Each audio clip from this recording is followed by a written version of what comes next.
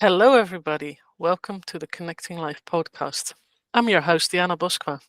I'm here to help you connect the dots of life so that you can live your best life in a healthy and fulfilling way. Today, I'm talking with Anna Amoroso, who's a life coach and a good friend of mine. Would you please tell us a little bit more about yourself? Hey, Diana. Thank you so much for inviting me. I'm really pleased to be here with you and have a little talk today. Yes. So, about me, let's see. Well, apart from being a single mother, well, my daughter is 20 now, but still a single mother.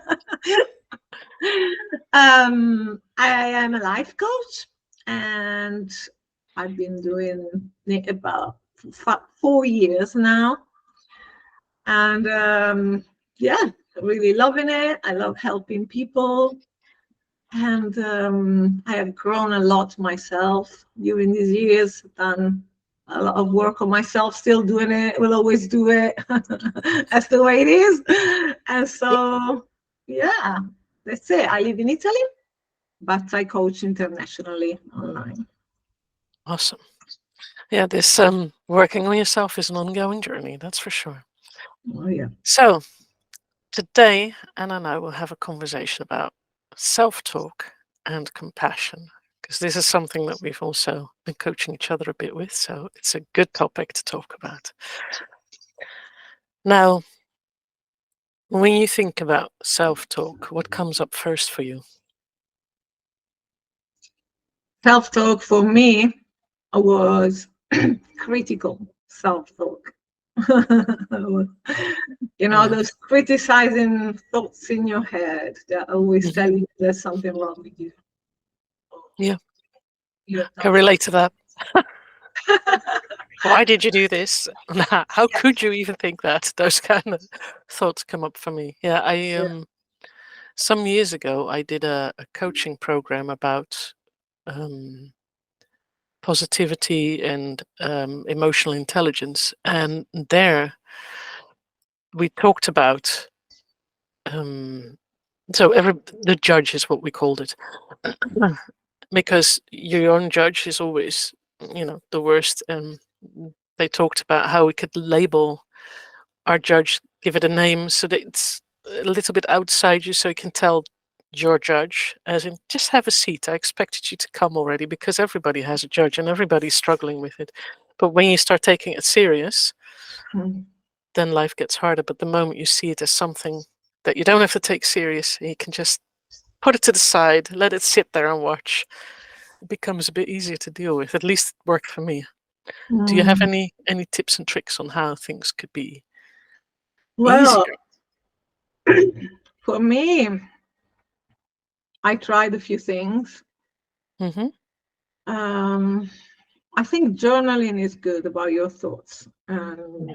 because sometimes you're not even aware of them, of having them. You just feel down, or you feel like shit. Oops, excuse me, but That's okay. pardon me. But you don't know why, right? You're Yeah. not aware. When you become aware, or at least start taking stock of your thoughts that you have during the day and writing them down, and then examining them and say, why do I think this of myself? Or what Hmm. happened that made me feel this way? Yeah.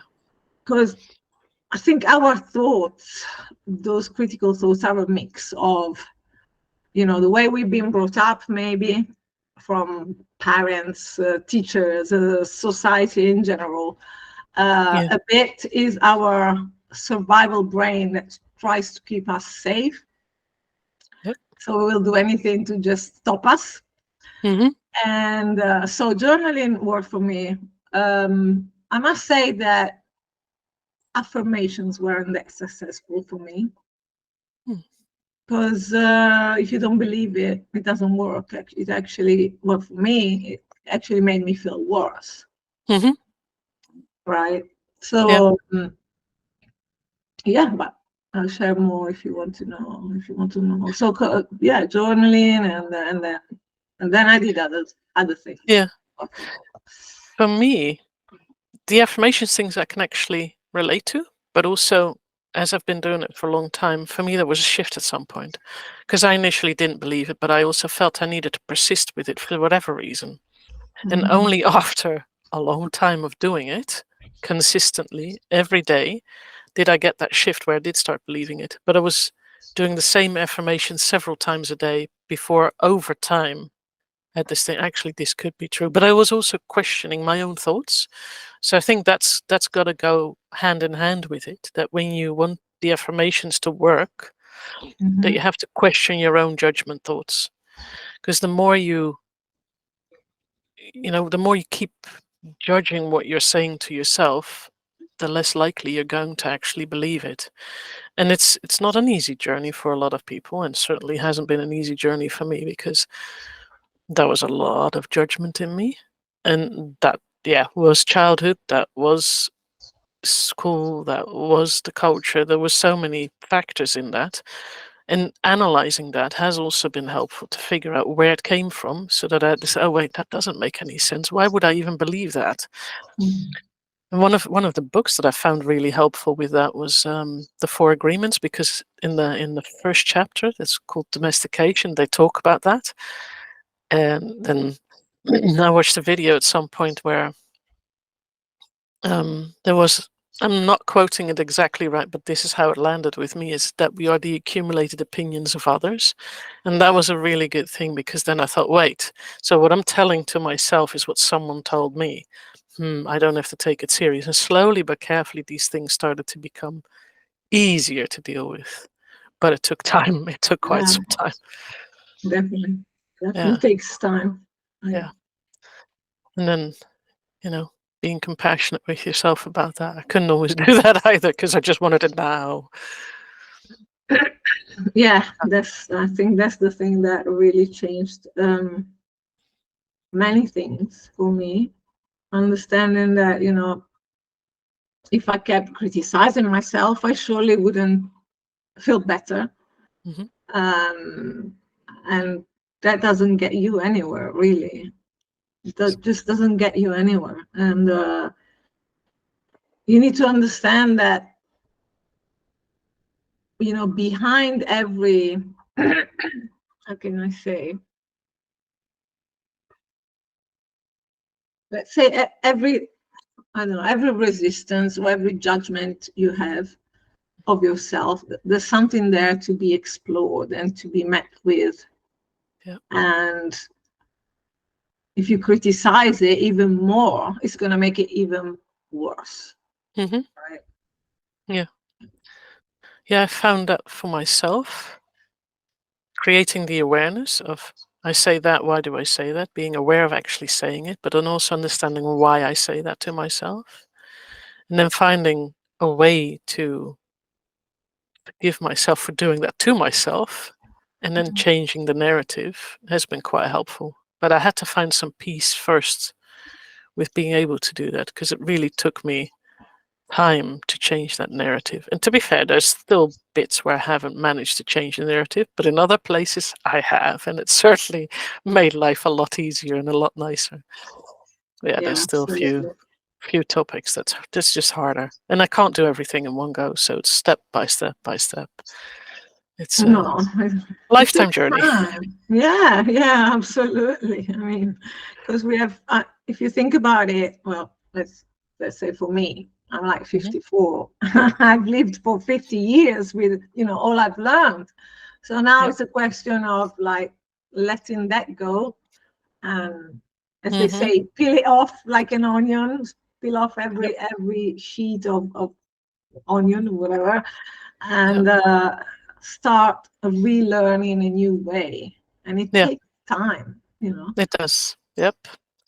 I'm on a similarly long journey, as I'm 56, so it's been a long time dealing with it, but also realizing that since I got, because I did personal development things over the years throughout my life, and then at times just kind of let it go again.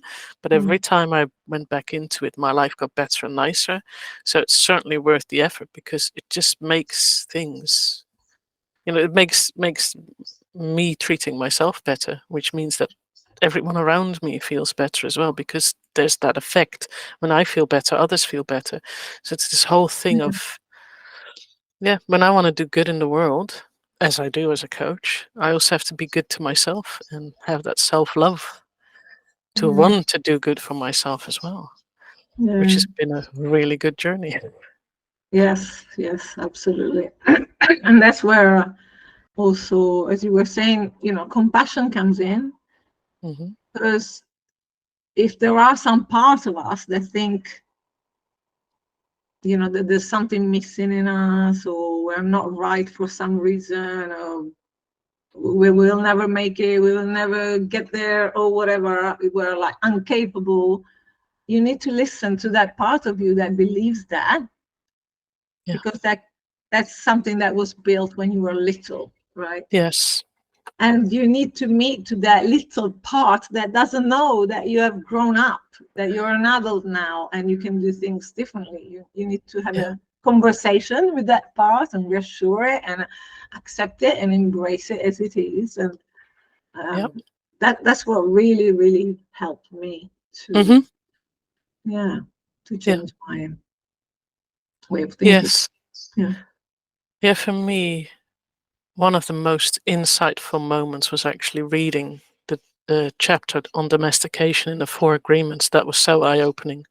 At the time, I was walking the dog and just didn't look at anything anymore. I just kept walking. And then at some point at the end of the chapter, I realized I'd gone up a hill that I thought I wasn't able to go up. Just listening to the chapter and being so mind blown, I just walked up the hill. I was a bit out of breath at the end, but I had to say, wow. Just listening to this made me walk up that hill, because it was that insightful. It was a beautiful experience to just realize those kind of things. And then it also, short before that, I had an experience where, so I wanted to have a knitting project done, but because I knew I didn't like lace knitting, I wasn't going to do it. So I was trying to find someone else to do it, but couldn't ask my mum because she was unwell at the time, and a commission was just way too expensive. So at some point I had to say, okay, I'll do it myself then, because it wasn't the biggest of projects, so I could. And then I found out I liked it, and then I thought, how did I know that I didn't like it when I do? What happened? Because I couldn't even remember trying. So it was an interesting experience to realize that, wait, that must have come from somewhere, but probably not inside me. And then I was thinking about it, and it's not a very important thing, but where else would I have this? And that thought of, wait, where else am I telling myself I don't like something, or I don't want to do something? Well, I might. I had to try lots of things. It was such a weird experience to realize I like this, and I thought I didn't. Wow, that's a brilliant realization, really, because sometimes we're just so used to our own ways and our own way of thinking, or we just like the beliefs are us, right? And you don't even question it. You just think, that's just the way it is. But sometimes that's not true. So that's brilliant. I'm not even sure where it exactly came from, because I asked my mum and she had to say, you never liked it. And then I thought, is that your idea? Or was I don't know. I really have no idea whether it was that she'd really because I know she loved it. So maybe she just wanted to do the projects for me. Who knows? I have no idea where I came from. But yeah, I was convinced, and that changed a lot for me to know that, wait, I need to question everything because it might not be true. And a lot became not true over time. Yeah, definitely. Awareness and, becoming conscious really of the things you do or you say or you think. Awareness definitely is the first step. Yep. And then you have to practice, though. It's not just awareness. Well, what for me also happened with the awareness is that I'm more aware of what I say to my granddaughter.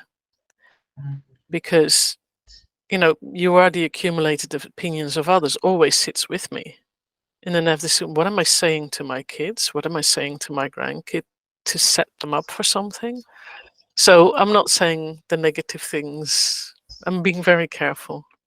It's always in a more positive light to make sure that she doesn't get the feeling, at least the granddaughter, with the kids I may have ruined things already because I didn't know all of that, but with the granddaughter I'm really very aware of saying things in such a way that it won't set her up for thinking she can't do things. And of course I'll make mistakes, we all will, but Of course. I'm more aware, and that makes a difference. And that also means that our parents are more aware because we've had conversations about that as well. Yeah, it's amazing what, once you start personal development for yourself, everything around you changes. It does. You can, and you know that you can change it. Yep. You can change yourself, and in relation to others. You can't change other people, but you can definitely modify events or reactions or what you will give to others. And that's beautiful. The interesting thing is when you just said you can't change others, what I found is that when I change myself, others change as well. I'm not deliberately doing it, but they have no choice but to also change a little bit, because it's just what the influence of others does. So the better boundaries I have, the more respectful others are of them. I have to obviously enforce them. It's those kind of things. So the more positive self-talk I do to myself, the more positive talk I also do to others, which then changes them a bit. It's just a fascinating thing of how that spreads. Don't know what they call it, but yeah, that spread is a really cool thing. Yeah. No, I do agree. I mean, you can't say to a person, "Hey, I want you to change and do this differently," because they will never, right? But yeah, you're right. Once you change, like things around you change. I've experienced that very strongly with my dad. So I know that what you're saying is true. You change and things around you change because you just, it's like you take your power back. I don't know. It's and so people have to, or they change or they leave you, whatever. So. Either way, it's a win-win situation. Usually it has to do with boundaries. I found the more clear I am with my boundaries in life, the more easily relationships with others are. It just, and to be fair, I'm not always good at it and not with everyone good at it, but the more I grow in it, the easier my connections with people are, and the more smooth it goes, because they know where the boundary is, so they will not really cross it. And when someone doesn't know a boundary of mine, they'll just do whatever suits them, which is not that they're meaning to be a pain to me. It's just for them that's easier, and why would they think about anything else than what's easier for them? So it's an interesting thing to dig into that as well. So that was, that lots of compassion was needed there for myself. Because I was doing a lot of negative self-talk on that with the why are you, because I found boundaries hard, but over time with practice it becomes easier, and it's a lot of practice. It does become easier, and then you can't do otherwise, because you know yourself, you know what's good for you and what makes you feel good, and that's it. And the good thing is that you don't even have to communicate your boundaries to others. You just show them. So you don't have to say anything at all to another person. Depends probably a bit on the boundary, but generally speaking, nope, this is it, and move on. Unless you want to, right? Unless you want to, and you want to say it to that person, but otherwise, no problem. I'm not going out of my way to tell someone. It's more of a in the moment, then this is it. We're not going any further. This is the end of our, for instance, in conversations, people sometimes ask me things I don't want to share. And I used to then find it really hard to not try to share something. Now I just have this is the end of this topic. We're not talking about that anymore. Done. Yeah. And some people find it weird and difficult, but it works. So, and if I don't want to talk about it, I don't want to talk about it. I don't have to. Exactly. And boundaries are they're for ourselves. They're not for other people. No, I can't tell other people what to do. I can only stop things for me, because that's the thing that I've learned that some people don't really get right, where they want someone else to change their behavior. Well, you can't tell someone else to change their behavior because it's a different person. The only thing you can do is change your behavior. So if it's a boundary for you, you stop it there. That's all. You cannot tell them you have to treat me differently. That's not going to happen. No, You can no. stop the contact, but you can't tell them to treat you differently, Yeah. because boundaries are all about you, which is, yeah, a good realization to have. Yeah. We are closing in on our time, the end of our time together. Is there anything else you'd like to share with people that might be watching or listening? Well, I think the most important thing is to be compassionate to yourself, to Mhm. accept yourself in every part of yourself, Yeah. which doesn't mean, being um, too soft with yourself, or it doesn't mean that you're not going to do any work because now you are soft with yourself. It just means that just when people say, yeah, but how do I love myself, I don't know what that means. How do I do that? It's just that, to accept every aspect of you, and and have compassion, because you're a human being, you're doing your best.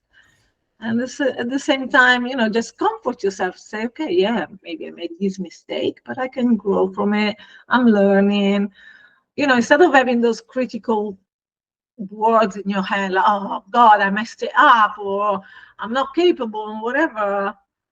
Keep reassuring yourself and embracing yourself. And it's like, with the child. I mean, if you keep criticizing that child, it's not going to grow very happy, is it?